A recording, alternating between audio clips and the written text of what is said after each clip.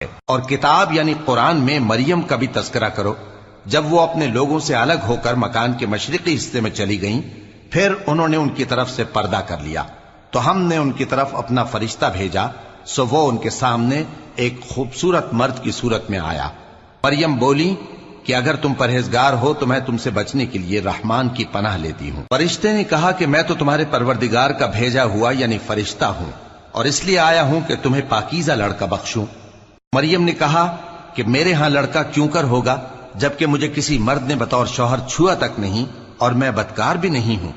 فرشتے نے کہا کہ یوں ہی ہوگا، تمہارے پروردگار نے فرمایا کہ یہ مجھے آسان ہے اور میں اسے اسی طریق پر پیدا کروں گا تاکہ اس کو ہم لوگوں کے لیے اپنی طرف سے نشانی اور ذریعہ رحمت بنائیں، اور یہ کام مقرر ہو چکا ہے۔